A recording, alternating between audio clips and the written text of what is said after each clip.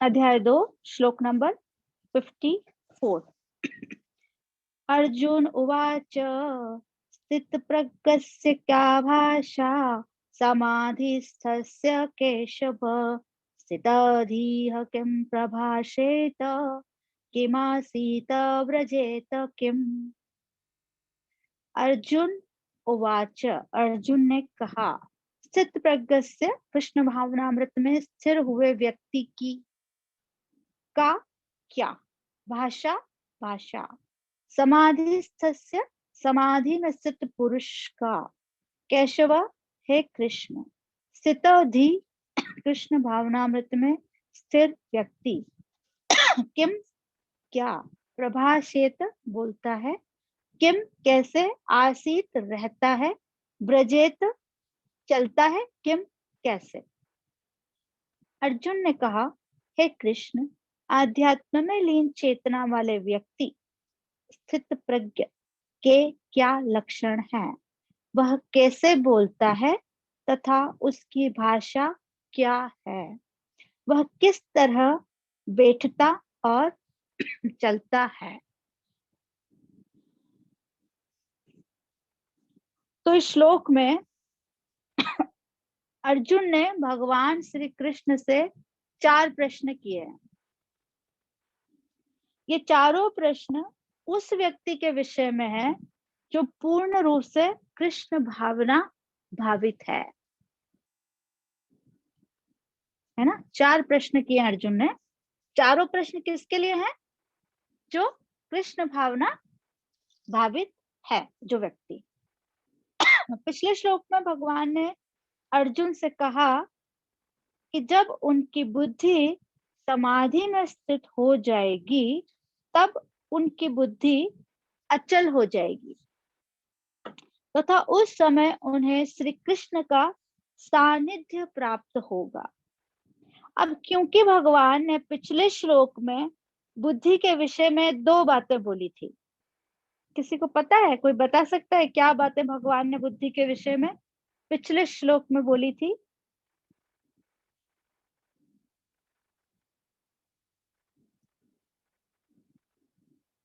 पहली बोली थी समाधि में स्थित बुद्धि और दूसरी बोली थी अचला बुद्धि, है ना, जो स्थिर नहीं है, चलती है, जो अचला है, जो चलती नहीं है। इसलिए श्लोक में अर्जुन ने उन्हीं 2 बातों के लिए क्रमशः 2 शब्द वापिस से लिए।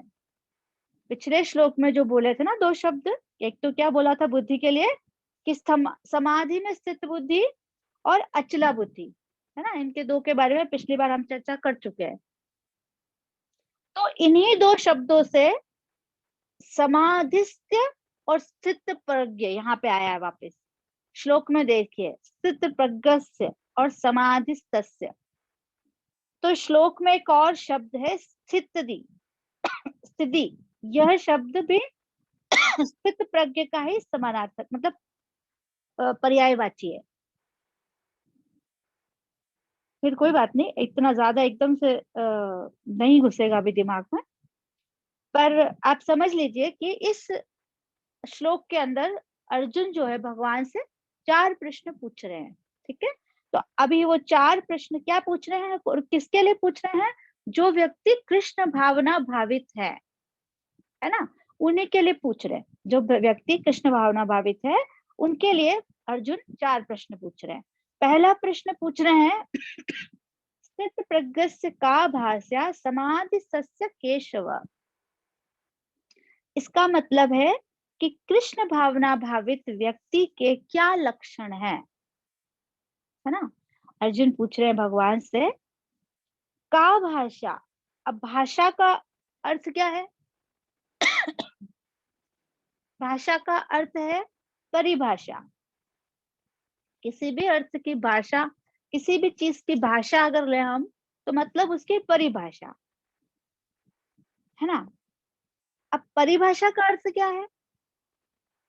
परिभाषा का अर्थ ये है कि किसी भी वस्तु का ऐसा नपातुला परिचय जिससे उसके स्वरूप, गुण, विशेषता और यथार्थ का ज्ञान हो जाए, ठीक है। परिभाषा मतलब किसी भी वस्तु की अगर हम परिभाषा रहता है ना, किसी परिभाषा क्या है? पहले संज्ञा की परिभाषा बचपन में हम तो क्या थी, वस्तु, स्थान और कुछ ऐसा था, है ना? हाँ, श्री राम निवास प्रभु को पता है।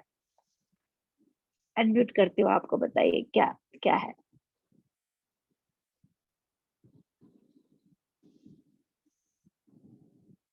बताइए श्री राम निवास प्रभु,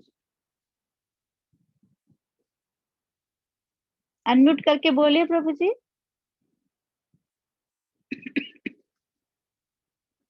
अनम्यूट करिए आप, हाँ अब बोलिए। हरे कृष्णा, दंडवत प्रणाम माता जी। जी संज्ञा प्रभु। क्या बताता है कि संज्ञा जो किसी वस्तु के नाम से कोई चीज हाँ, किसी वस्तु का इंगित करते हैं ना, कि ये अमुक चीज है, अमुक फल है, ये है, केरी है, आम है, वो संज्ञा हो गया।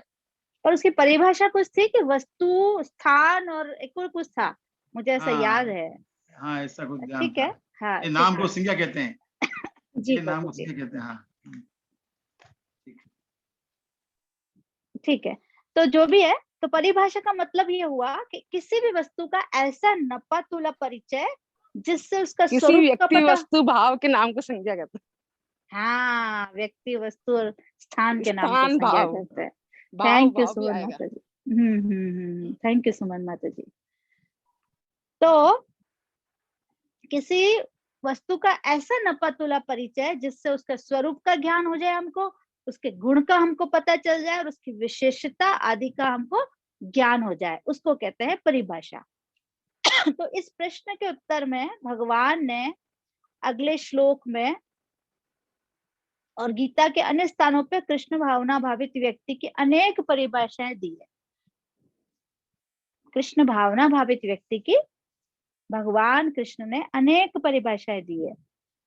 उसके अलावा शिला प्रभुपाद ने भी बहुत सारे प्रवचनों में कृष्ण भावनामृत के बारे में बताया है, कृष्ण भावना भावित व्यक्ति की बारे में परिभाषाएं भी दी है। तो कृष्ण भावना भावित व्यक्ति की क्या परिभाषाएं है, ये हम यहाँ पे अभी चर्चा करेंगे। देखिए, शिला प्रभुपाद के द्वारा दी गई कृष्ण भावनामृत की अनेक परिभाषाओं में से 16 परिभाषाओं का हम यहाँ पे अभी उल्लेख करेंगे। पहला तो है कृष्ण भावनामृत का अर्थ। कृष्ण भावनामृत जो है उसका अर्थ यह है कि भगवान के साथ अपना नित्य संबंध स्थापित करके उनके प्रति अपने कर्तव्य का पालन करना। कोई आपको पूछेगा कृष्ण भावनामृत क्या है, आप बोलते हो हम कृष्ण भावनामृत में हैं, हम कृष्ण भावना भावित हैं, हम कृष्ण, हमेशा हम लोग को संस्थान का नाम है ना, है ना? तो कोई आपसे पूछे तो आप बताइए, बता दीजिए उनको कि कृष्ण भावनामृत का जो अर्थ है वो ये है कि भगवान के साथ अपना जो नित्य संबंध है उसको स्थापित करके उनके प्रति, भगवान के प्रति जो हमारे कर्तव्य है उनका पालन करना। ठीक है। दूसरा कृष्ण भावनामृत का अर्थ है, परिभाषा है, एक ऐसा दिव्य, ये जो कृष्ण भावनामृत है वो एक ऐसा दिव्य विज्ञान है जिसका प्रमाणिक अध्ययन भगवत गीता में प्राप्त होता है। कृष्ण भावनामृत जो है इसका प्रमाणिक अध्ययन हम कहाँ पे हमको मिलेगा, श्रीमद् भगवत गीता में मिलेगा, है ना? तीसरा है कृष्ण भावनामृत एक ऐसी विधि है जिसके द्वारा मनुष्य अपने आध्यात्मिक अस्तित्व में वापस आ जाता है। मनुष्य का जो आध्यात्मिक अस्तित्व है उसमें वो फिर से आ जाता है। कृष्ण भावना मृत एक ऐसी विधि है। चौथा है, इस विधि के द्वारा व्यक्ति जीवन की भौतिक धारणा से मुक्त हो जाता है। तो कृष्ण भावनामृत का जो विधि है उससे व्यक्ति की भौतिक धारणा जो होती है वो खत्म हो जाती है, उससे मुक्त हो जाता है व्यक्ति। पांचवा है, यह एक ऐसी विधि है जिसके द्वारा इस वर्तमान जीवन में ही तत्काल मुक्ति प्राप्त की जा सकती है। इसी जीवन में हमको मुक्ति मिल जाएगी। ठीक है, ऐसी विधि है कृष्ण भावनामृत की, जिससे हमको इसी जीवन में मुक्ति प्राप्त हम कर सकते हैं। 6th है, कृष्ण भावनामृत की विधि के द्वारा व्यक्ति भगवत धाम में वापस लौट सकता है। देखिए, मुक्ति इस जन्म में ही प्राप्त हो जाएगी, लेकिन भगवत धाम लौट सकता है, लिखा नहीं है कब कितने जीवन लगेंगे ये नहीं लिखा है यहाँ पे, है ना। तो क्या है, कृष्ण भावनामृत की विधि के द्वारा व्यक्ति भगवत धाम में वापस लौट सकता है। ठीक है। 7th है, यह एक ऐसी विधि है जिसके द्वारा हमारी चेतना परम ईश्वर यानी कि भगवान श्री कृष्ण के चरण कमल के मधुपान का आस्वादन कर सकती है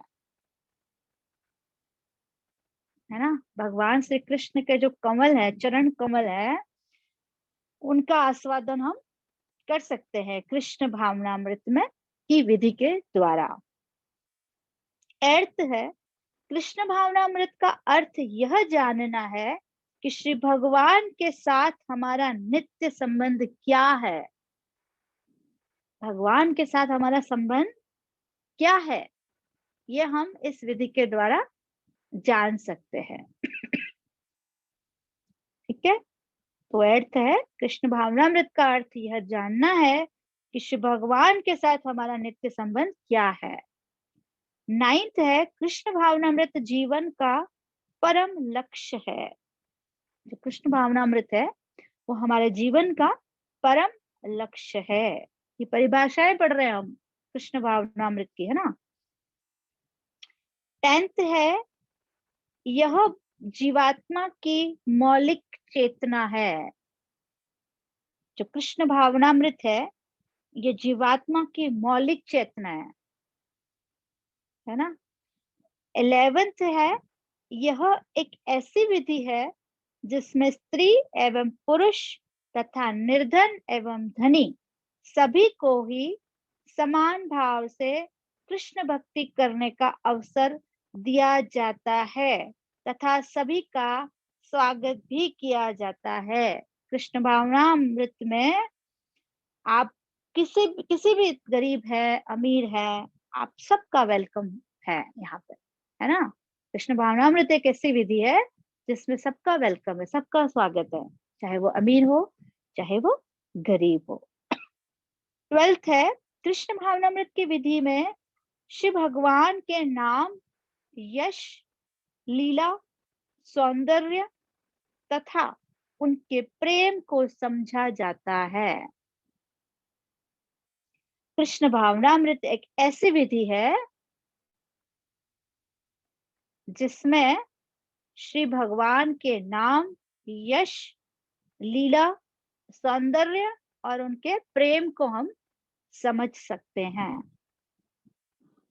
13th है, कृष्ण भावनामृत के द्वारा मानव को पूर्ण ज्ञान प्राप्त होता है, आधा ज्ञान प्राप्त नहीं होता है। कृष्ण भावनामृत के द्वारा मानव को जो है वो पूर्ण ज्ञान प्राप्त हो जाता है।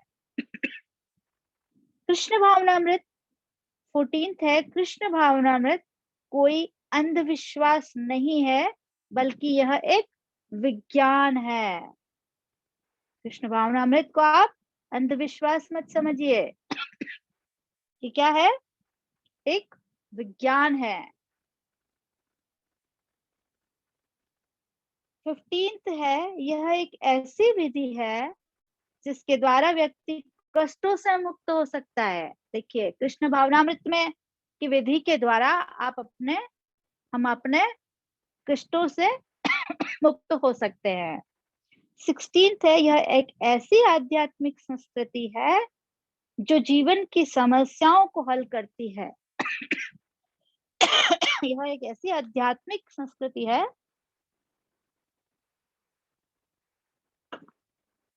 जो जीवन की समस्याओं को हल करती है। तो यहाँ पे हमने 16 पॉइंट अभी पढ़े। कृष्ण भावनामृत की परिभाषा के रूप में, है ना। क्या क्या पढ़े कि कृष्ण भावनामृत विज्ञान है, और कृष्ण भावनामृत में हम नित्य संबंध भगवान के साथ स्थापित करके अपने कर्तव्य का पालन कर सकते हैं, है ना। इसमें कोई अमीर गरीब का कुछ नहीं है, सब आ सकते हैं, मोस्ट वेलकम है सबका। भगवान की लीला यश सौंदर्य के प्रेम के बारे में हम जानते हैं, इसमें पूर्ण ज्ञान प्राप्त होता है हमको, है ना। और ये कोई अंधविश्वास नहीं है, एक विज्ञान है। कृष्ण भावनामृत जो है वो एक विज्ञान है। तो अब हमको कोई भी पूछेगा कृष्ण भावनामृत क्या है, तो हम बता सकते हैं। 16 पॉइंट में से 16 के 16 याद रखिए, 10 तो याद रखिए, 5 तो याद रखिए, नहीं तो कोई 2 पॉइंट तो हम याद रख ही सकते हैं, है ना। बहुत आसान है, मुश्किल नहीं है ज्यादा, है ना। तो अभी हमको कोई भी पूछेगा कृष्ण भावनामृत क्या है, तो आप सब रेडी हैं बताने के लिए? ठीक है। अब देखिए ये हमने क्या किया, तो पढ़ा था परिभाषा है, कृष्ण भावनामृत की परिभाषाएं पढ़ी हमने, ठीक है। अभी हम पढ़ेंगे कृष्ण भावना भावित व्यक्ति की परिभाषा है, ठीक है। अभी हमने क्या पढ़ा, कृष्ण भावनामृत की परिभाषा है। अब हम पढ़ेंगे कृष्ण भावना भावित व्यक्ति की परिभाषा है। जो व्यक्ति कृष्ण भावना भावित है उसकी परिभाषा है हम पढ़ेंगे। तो यहाँ पे श्रील प्रभुपाद कृष्ण भावना भावित व्यक्ति की अनेक परिभाषाएं दे रहे हैं, बहुत सारी परिभाषाएं श्रील प्रभुपाद दे रहे हैं, पर हम 16 परिभाषाओं का यहाँ पे पढ़ेंगे, ठीक है। जो जो हमने मेन निकाली है, क्योंकि अब इतना पढ़ने जाएंगे तो हमारा पूरा क्लास उसमें निकल जाएगा, ठीक है। तो कृष्ण भावना भावित व्यक्ति की परिभाषा है, कृष्ण भावना भावित व्यक्ति जो होता है उसको परिवार, मानवता या राष्ट्रीयता से बंध कर कार्य करने की आवश्यकता नहीं होती है। जो कृष्ण भावना भावित व्यक्ति होता है उसको किसी भी परिवार, किसी भी मानवता या राष्ट्रीयता से बंध कर कार्य करने की आवश्यकता नहीं है। अगर उसकी इच्छा है तो वो कर सकता है, लेकिन आवश्यकता नहीं है, ठीक है। दूसरा, वह सभी प्रकार के भय से मुक्त होता है। एक कृष्ण भावना भावित व्यक्ति जो होता है वो सभी प्रकार के भय से हमेशा मुक्त होता है। तीसरा, वह कृष्ण भक्ति के अनुकूल वस्तुओं, व्यक्तियों तथा नियमों को स्वीकार करता है ना। कृष्ण भक्ति के जो चीजें अनुकूल है, जो वस्तुएं, जो व्यक्ति तथा जो नियम कृष्ण भावना, कृष्ण भक्ति के अनुकूल है, उनको स्वीकार करता है। और चौथा है, प्रतिकूल वस्तुओं को, नियमों को त्याग देता है। तीसरा पॉइंट है, कृष्ण भाव भक्ति के अनुकूल, जो कृष्ण भावना भावित व्यक्ति है वह कृष्ण भक्ति के अनुकूल वस्तुओं, व्यक्तियों तथा नियमों को स्वीकार करता है। और चौथा है, वह कृष्ण भक्ति के प्रतिकूल वस्तुओं, व्यक्तियों तथा नियमों का त्याग कर देता है। पांचवा, कृष्ण भावना भावित व्यक्ति सचमुच यशस्वी बन जाता है। अब जो कृष्ण भावना भावित व्यक्ति होता है वो सचमुच यशस्वी बन जाता है। सिक्स्थ है, देवताओं, ऋषियों, सामान्य जनता, परिवार, मानव जाति तथा पितृगण, इनमें से वह न तो किसी का ऋणी होता है और न ही किसी का सेवक होता है। एक कृष्ण भावना भावित जो व्यक्ति होता है वह देवताओं, ऋषियों, सामान्य जनता, परिवार, मानव जाति तथा पितृगण, इनमें से वह ना तो किसी का ऋणी होता है और ना ही किसी का सेवक होता है। 7th, वह स्वतः इंद्रिय तृप्ति से मुक्त होता है। जो कृष्ण भावना भावित व्यक्ति होता है वह स्वतः इंद्रिय तृप्ति से मुक्त होता है। 8वां, श्री कृष्ण की सेवा करते समय वह यह परवाह नहीं करता कि कोई उसका सम्मान कर रहा है या अपमान कर रहा है।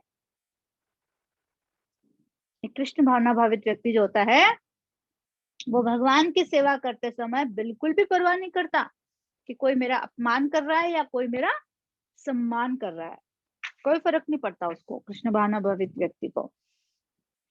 9th है, श्री कृष्ण की सेवा के लिए वह प्रत्येक प्रयास करने के लिए तैयार रहता है, परंतु अपनी इंद्रिय तृप्ति के लिए वह बिल्कुल भी प्रयास नहीं करता है। भगवान की सेवा के लिए, भगवान श्री कृष्ण की सेवा के लिए हमेशा प्रयासरत रहता है, लेकिन अपनी जो इंद्रिय तृप्ति के लिए वो कभी भी तैयार नहीं रहता है। कौन? एक कृष्ण भावना भावित व्यक्ति। 10th है, केवल व्यक्ति को अपना प्रिय मित्र मानता है जो श्री कृष्ण भावनामृत के अभ्यास में सहायता करता है। ऐसे ही व्यक्ति को अपना मित्र मानेगा वो कृष्ण भावना भावित व्यक्ति, जो उसको कृष्ण भावनामृत के अभ्यास में उसको सहायता करेगा, है ना। जो उसके अभ्यास में सहायता नहीं करेगा उसको वो अपना मित्र नहीं मानेगा।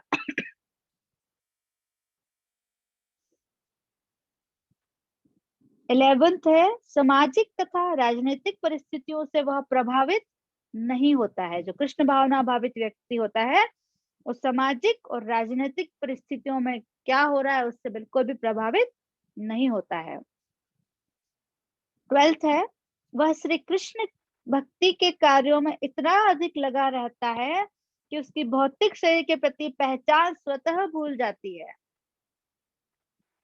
भगवान की भक्ति में, भगवान की सेवा में कृष्ण भावना भावित व्यक्ति इतना लीन रहता है कि उसको अपने भौतिक शरीर के प्रति क्या पहचान है वो भूल जाता है कि वो इस भौतिक शरीर में है। उसका लेवल देखिए आप, इतना बढ़ जाता है कृष्ण भावना भावित व्यक्ति का।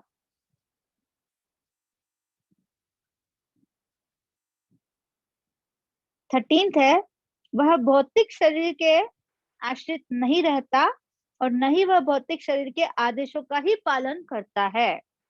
जो कृष्ण भावना भावित व्यक्ति होता है वो भौतिक शरीर के आदेशों का पालन नहीं करता और ना इस भौतिक शरीर पे आश्रित रहता है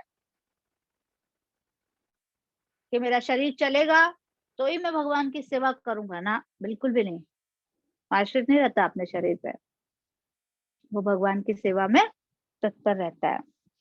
14th है, कृष्ण भावना भावित व्यक्ति का कर्म कांड तथा ज्ञान कांड के प्रति कोई झुकाव नहीं होता है।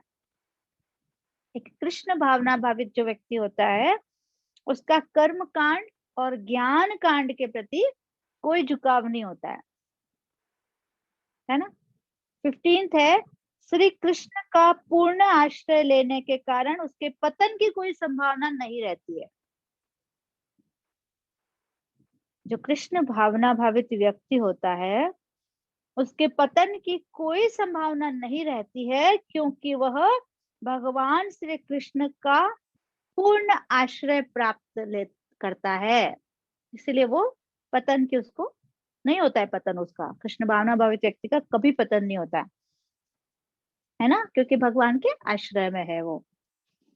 16th है, जिस प्रकार युवक तथा युवती एक दूसरे के संग का सुख प्राप्त करते हैं उसी प्रकार वह सदा श्री कृष्ण की दिव्य कथाओं का श्रवण करने में सुख प्राप्त करता है ना। जो लोग इंद्रिय तृप्ति करते हैं, जितना इंद्रिय तृप्ति में सुख मिलता है भौतिक लोगों को, उतना ही कृष्ण भावना भावित व्यक्ति को भगवान की दिव्य कथाओं का श्रवण करने में आनंद प्राप्त होता है।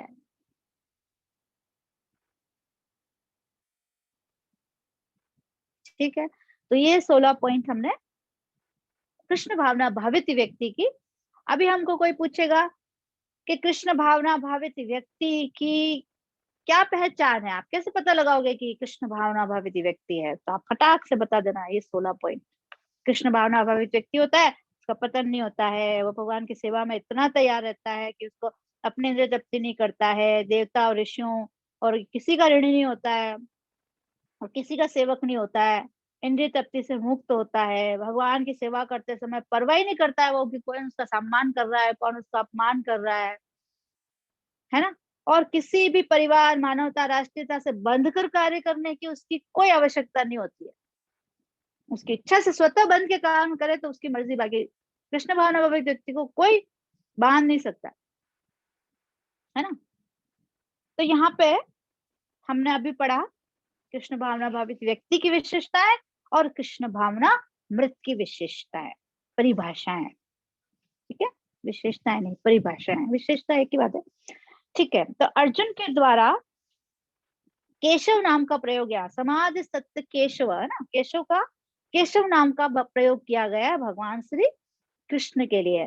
तो महाकवि जयदेव गोस्वामी ने अपने दशावतार स्तोत्र में प्रत्येक अवतार का वर्णन करते हुए केशव नाम का प्रयोग किया है। तो यहाँ पे अर्जुन केशव नाम का प्रयोग करके ये कहना चाह रहे हैं भगवान से, क्या कहना चाह रहे हैं कि जिस प्रकार से आप विभिन्न अवतारों में अपने विभिन्न प्रकार के चरित्र प्रकट करते हो केशव, क्या कह रहे हैं, केशव नाम क्यों कहा है यहाँ पे, देखिए क्या कह रहे हैं कि विभिन्न अवतारों में जिस प्रकार से आप भगवान आप अपने चरित्र को प्रकट करते हो, क्या कृष्ण भावना भावित व्यक्ति भी इन स्थितियों में अपना चरित्र इसी तरह बदलते रहते हैं क्या?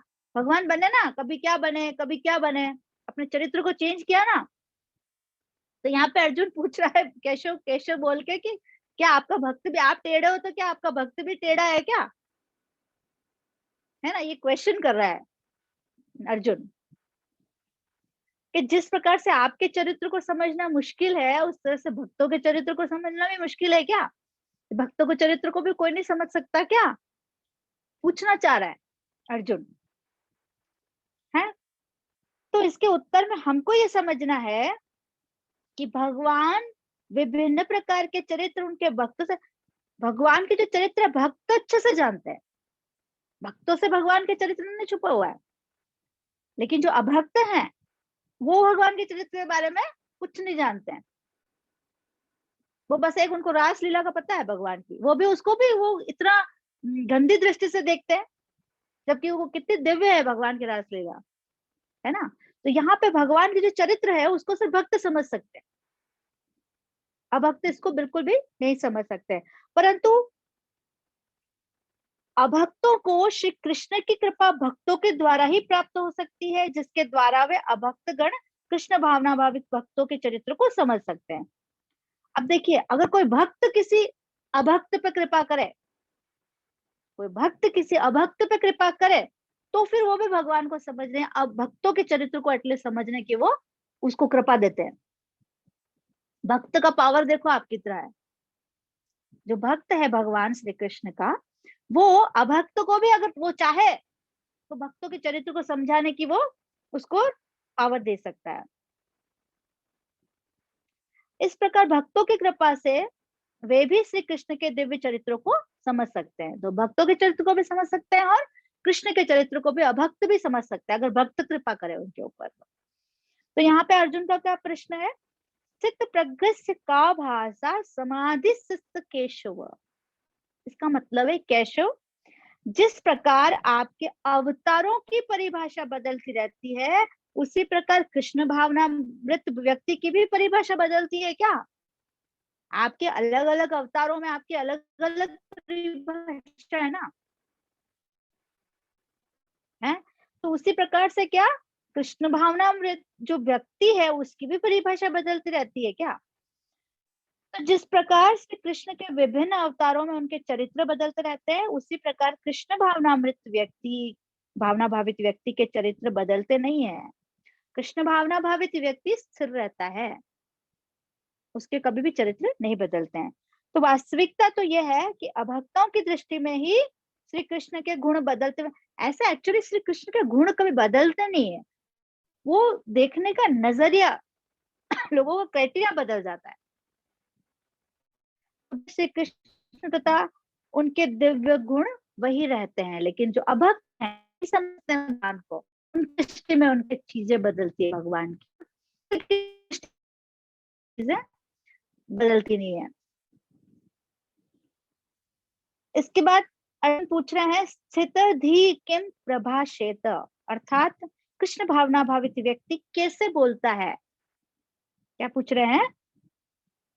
स्थित धी किम प्रभाषेत, अर्थात कृष्ण भावना भावित व्यक्ति कैसे बोलता है, भगवान से पूछ रहे हैं अर्जुन कि बताओ केशव, जो कृष्ण भावना भावित व्यक्ति होता है बोलता कैसे है।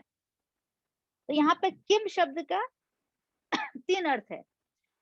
एक तो कृष्ण भावना भावित व्यक्ति क्या बोलता है, एक कृष्ण भावना भावित व्यक्ति क्यों बोलता है, और एक कृष्ण भावना भावित व्यक्ति कैसे बोलता है।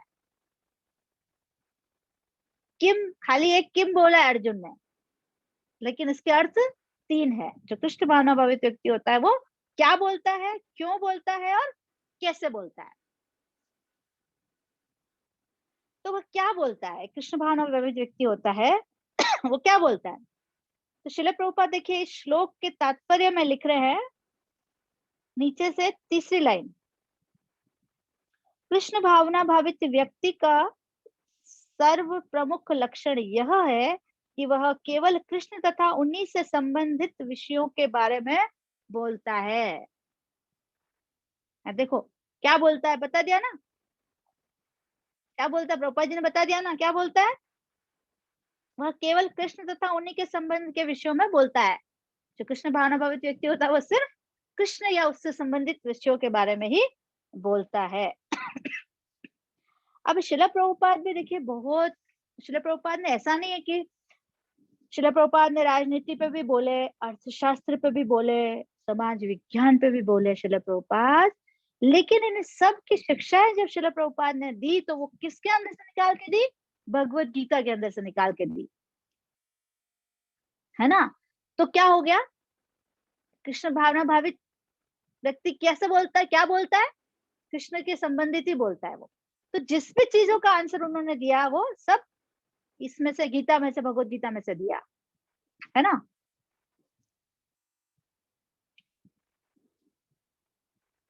और 9.14 में भगवान कहते हैं, गीता के 9.14 में कि सततम कीर्तयन्तो माम, अर्थात महात्मा गण सदा मेरी कीर्ति का वर्णन करते रहते हैं, है ना। भगवान ने खुद कह रहा है कि जो महात्मा गण होते हैं वो सदा मेरी कीर्ति का वर्णन करते रहते हैं। उसके बाद कह रहे हैं वो क्यों बोलता है। तो अर्जुन का प्रश्न है कि कृष्ण भावना भावित व्यक्ति क्यों बोलता है। तो देखिए हम जो सुबह शिक्षा अष्टकम करते हैं ना, शिक्षा अष्टकम 4:30 बजे उसमें हम गाते हैं, ओ सॉरी, चैतन्य महाप्रभु का जो शिक्षा अष्टकम करते हैं हम, उसमें आता है पूर्णामृता स्वादनम, अर्थात श्री कृष्ण का गुणगान करने में हमें पूर्ण अमृत का आस्वादन प्राप्त होता है ना। तो अमृत का पूर्ण आस्वादन प्राप्त होता है। इसके अतिरिक्त एक और अन्य कारण भी है, जब हम गुरु अष्टकम करते हैं सुबह सुबह तो उसमें क्या है, त्राणाय कारुण्य घन घन त्वम।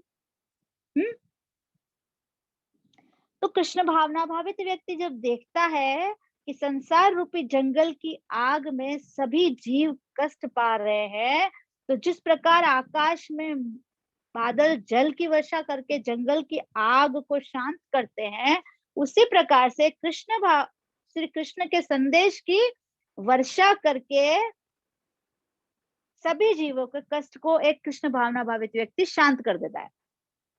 समझ में आया रानू माता जी, समझ में आया। राज प्रभु, मनीषा माता जी, स्वागत है आपका क्लास में, स्वागत है आपका। तो जो कृष्ण भावना भावित व्यक्ति होता है वो क्या करता है कि जिस प्रकार से जंगल की आग को बारिश शांत करती है ना, उसी प्रकार से वो कृष्ण कथा से लोगों के मन में जो अशांति है उसको कृष्ण कथा से शांत करता है। क्या बोलता है ना, क्या बोलता है कि चर्चा हो रही ना यहाँ पे, तो ये बोलता है, वो क्या बोलता है, कृष्ण कथा करता है और सबके अग्नि को शांत करता है, सबके मन में शांति पहुंचाता है। कैसे बोलता है? तो कृष्ण, शिला प्रभुपाद का उदाहरण यहाँ पे हम ले सकते हैं कि शिला प्रभुपाद जो है वो ऐसे विधि से बात करते थे, ऐसी विधि से बात करते थे कि हर आदमी, हर व्यक्ति उनकी तरफ आकर्षित हो जाता था। अमेरिका में जिस टाइम आंदोलन हो रहा था कृष्ण भावना अमृत का, तब वहां पे पता है प्रभुपाद, शिला प्रभुपाद हिप्पियों में प्रचार कर रहे थे। तो वो हिप्पी जो होते हैं ना, वो नशा करते थे, बहुत नशा करते थे। वो पता नहीं हेरोइन, पता नहीं क्या स्मैक जो भी होता था, खूब नशे में धुत रहते थे एकदम। तो शिला प्रभुपाद ने जाके उनको ये नहीं बोला कि अरे नशा तो बहुत बेकार है, अरे नशा नहीं करना चाहिए, आप नशा मत करा करो, ऐसा ऐसा। ना, बिल्कुल भी नहीं। शिला प्रभुपाद ने कहा कैसा नशा करते हो आप, देखो कैसे बोलता है। अभी हम क्या चर्चा कर रहे हैं, कैसे बोलता है कृष्ण भावना भावित व्यक्ति, है ना। शिला प्रभुपाद ने बोला अरे ये क्या तुम, ये कौन सा नशा कर रहे हो तुम, जो अभी किया उतर गया, फिर से तुमको नशा करना पड़ेगा। ऐसा नशा क्या काम का, आओ मेरे पास, मैं तुमको ऐसा नशा दूंगा तो कभी उतरेगा ही नहीं।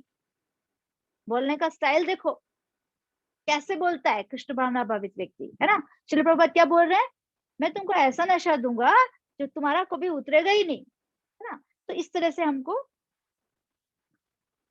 कृष्ण भावना भावित। अच्छा, उसके बाद भी शिला प्रभुपाद ने प्रार्थना की भगवान से कि भगवान मैं तो मुझे ऐसी योग्यता दो, आप प्रदान करो जिसके द्वारा मैं कृष्ण भावना अमृत का विज्ञान समझा सकूं लोगों को। इन लोगों, कितने कैसे लोग थे वो हिप्पी लोग, तो ना उनको कितना मुश्किल से समझाया होगा शिला प्रभुपाद ने।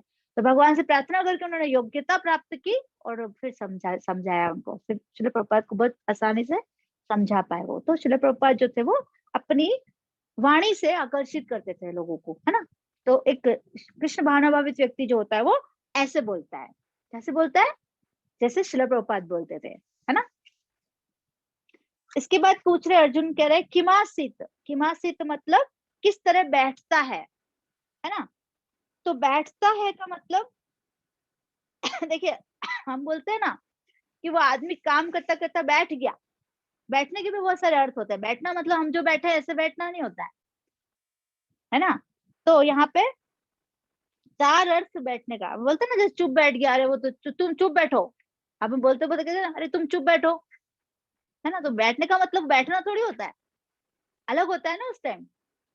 तो यहाँ पे चार अर्थ होते हैं बैठने के। एक तो शांत होता है, स्थिर होता है, चुप होता है और गंभीर होता है ना।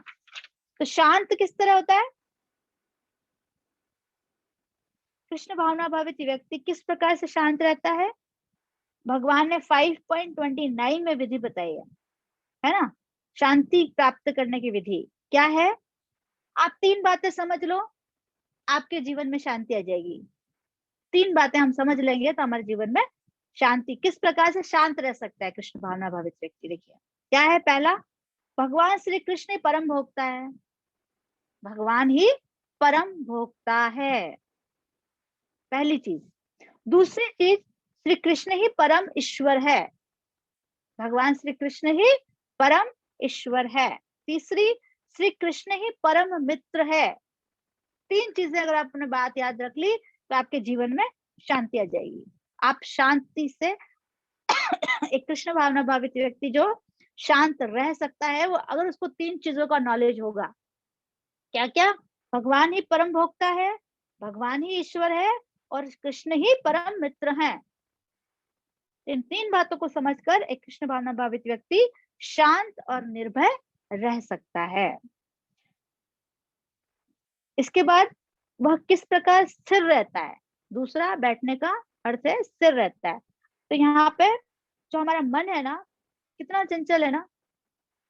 तो मन अपनी चंचलता और अस्थिरता के कारण जहां कहीं भी विचरण करता है, एक सेकंड में अमेरिका चला जाता है ना। हमारा मन एक सेकंड में कहीं चला जाएगा, एक सेकंड में वापस कहीं चला जाएगा, रहता ही नहीं है। जब करने बैठते ना तो सबसे ज्यादा दौड़ता है, इधर उधर उधर उधर दौड़ेगा, है। तो इस मन को बार बार खींच के भगवान कृष्ण की चरणों में लगाओ, इस मन को बार बार खींच के लाओ और भगवान श्री कृष्ण के चरणों में लगाओ। हमारे सीनियर वैष्णव कहते हैं कि सुबह सुबह झाड़ू से मारो और दिन में जूते से मारो इस मन को, झाड़ू और जूते से मार मार के इसको मन को लाओ और भगवान के चरणों में लगाओ, शरणों में लगाओ, मतलब तो भगवान के हरि नाम में लगाओ मतलब।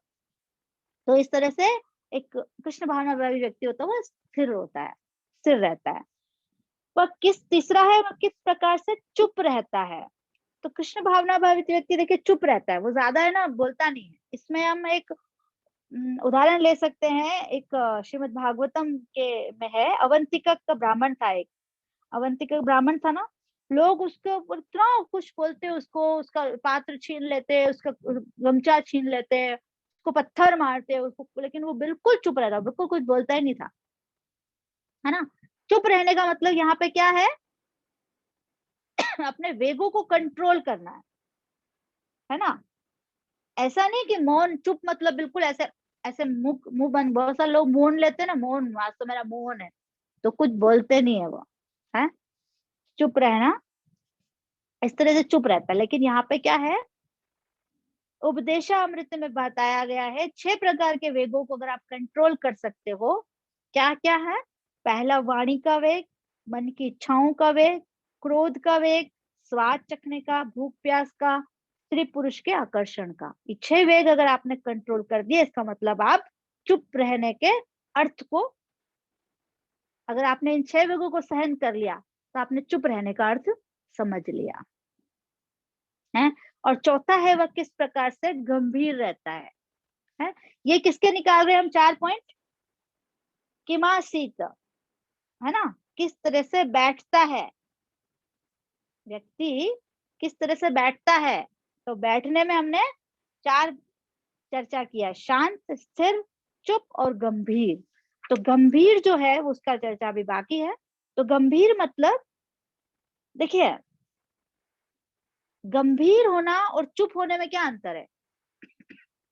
अभी हमने पढ़ा चुप होना, चुप होना मतलब चुप बैठना, मतलब मौन धारण करना, ठीक है, मतलब 6 वेगों को कंट्रोल करना, ये चुप हो। लेकिन गंभीर होना और अलग है। गंभीर ऐसा है कि हृदय के अंदर बहुत ऊंची योजना बनाना, जो साधारण लोगों को पता, अंदर हृदय मन ही मन में इतनी गंभीर योजनाएं चलती है कुछ कुछ लोगों के, बाहर बिल्कुल आप उनको देखोगे तो बिल्कुल समुद्र की तरह एकदम शांत होते हैं। तो जो समुद्र होता है वह, उसके अंदर कितनी सारी जल जंतुओं का निवास और कितने रत्न छिपे हुए हैं और कितना गहरा होता है। लेकिन ऊपर से समुद्र को देखने पे पता चलता है कि आपने को कि कितना गहरा होगा ये, कितना इसमें जीव जंतु अंदर कितनी उथल पुथल चल रही है इसके, नहीं पता चलता हमको समुद्र की गहराई को। गहराई अगर वर्ड आता है तो हम समुद्र का ही परिभाषा लेते हैं ना।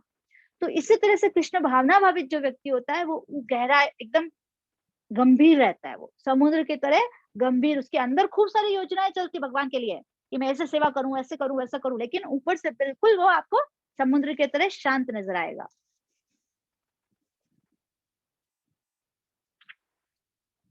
उसके बाद कह रहे हैं ब्रजेत किम, अर्थात कृष्ण भावना भावित व्यक्ति किस तरह चलता है। हाँ, तो चलने के भी यहाँ पे 3 अर्थ है। एक तो निकट जाना, दूसरा यात्रा करना, तीसरा इंद्रियों से कार्य करना। तो ब्रजेत किम मतलब किस तरह से निकट जाता है। तो यहाँ पे अर्जुन का प्रश्न है कि कृष्ण भावना भावित व्यक्ति किस प्रकार भगवान के निकट जाता है, अथवा किस प्रकार वह श्री कृष्ण की शरण लेता है। तो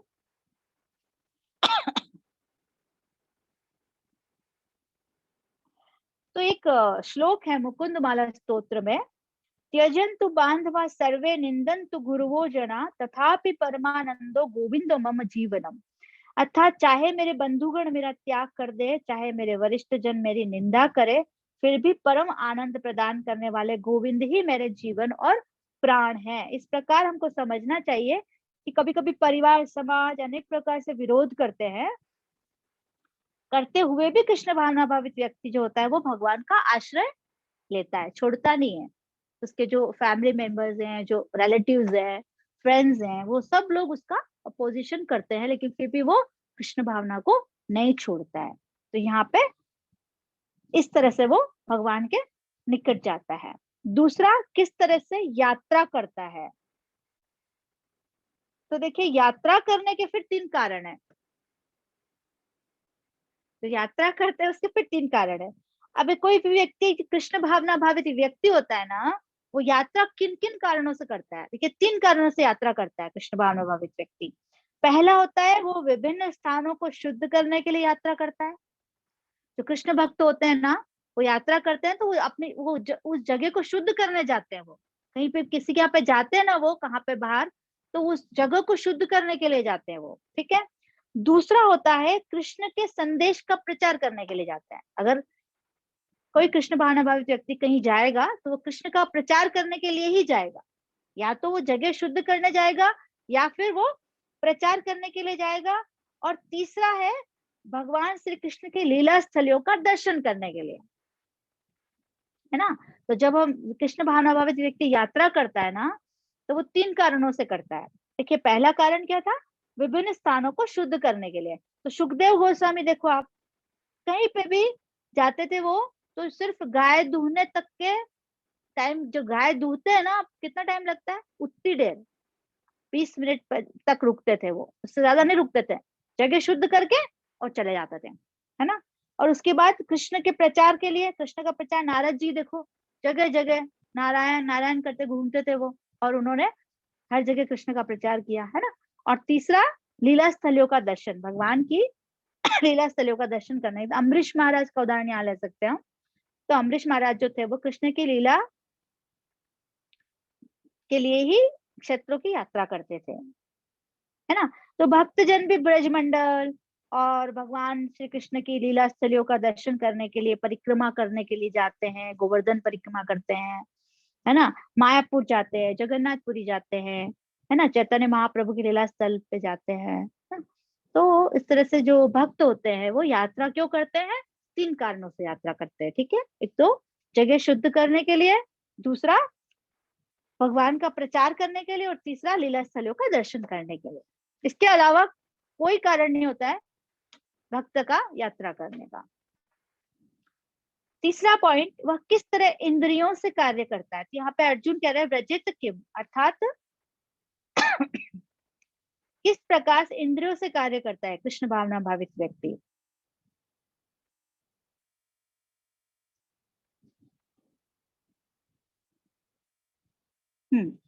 तो कृष्ण भावना भावित व्यक्ति जो होता है, वो अपनी सारी इंद्रियों को भगवान श्री कृष्ण की सेवा में लगाता है ना।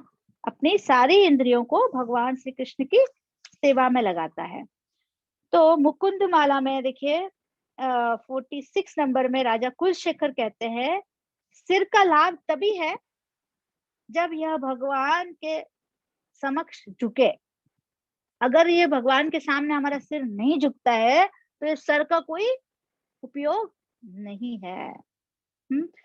और मन का लाभ यही है कि भगवान के गुणों और कृष्ण का चिंतन में लगे। बाकी इस मन का कोई मतलब नहीं है। वाणी का जो लाभ है वो भगवान की गुणगान करे, हमारी वाणी, तो इस वाणी का मतलब है, बाकी इस वाणी का कोई मतलब नहीं है।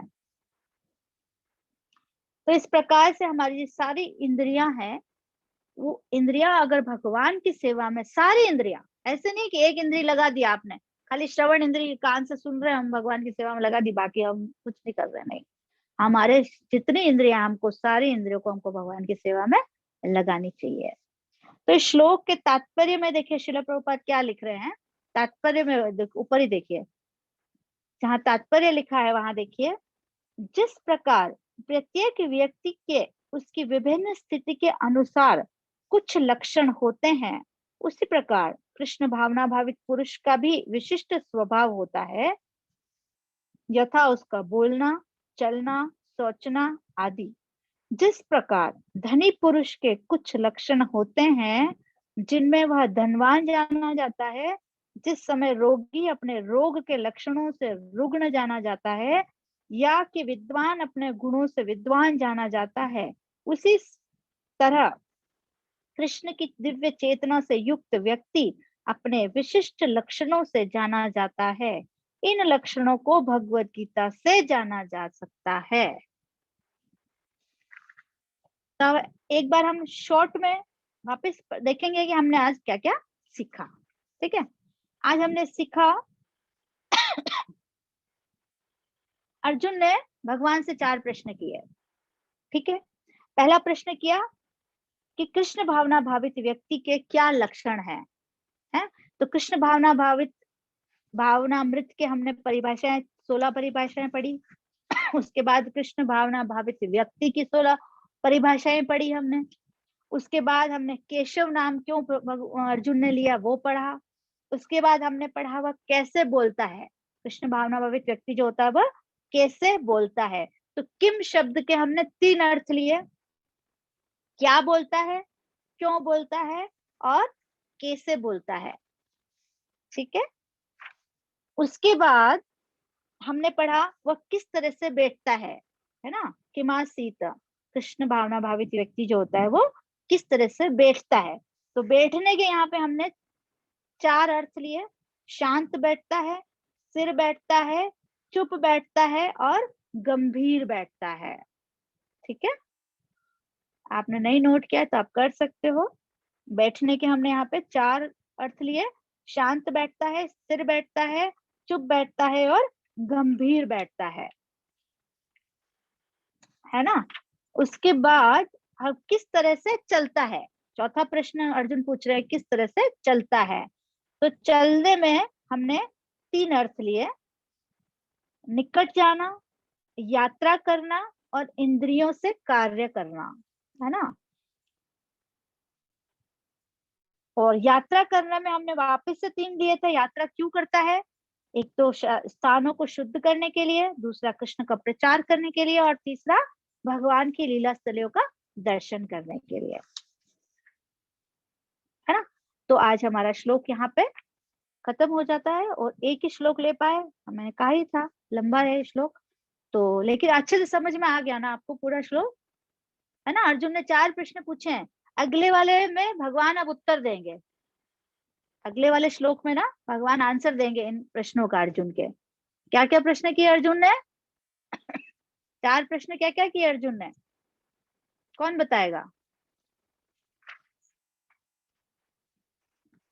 दिनेश माता जी बताएंगे आप, 4 प्रश्न अर्जुन ने क्या क्या किए, मैं आपको अनम्यूट करती हूँ।